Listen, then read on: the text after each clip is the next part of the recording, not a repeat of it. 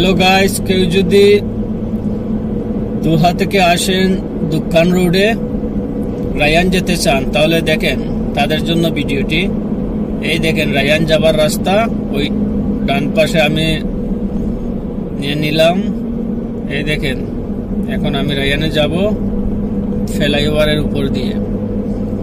সিধা গেলে দোকান, রাইটে গেলে বেনিহাজর, আর ফ্লাইওভার দিয়ে লেফটে গেলে রায়ানে পৌঁছে যাবেন।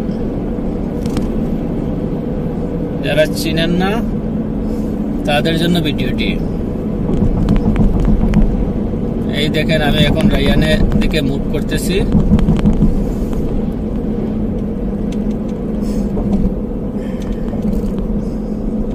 এই দেখেন আমি রায়ান এরিয়াতে চলে আসলাম। এখন এই পুরাটাই রায়ান, ডান পাশে পুরাটাই রায়ান এরিয়া। সামনে 2 কিলোমিটার ধরে ডান পাশে পুরাটাই রায়ান। ওকে গাইস, ভালো থাকবেন।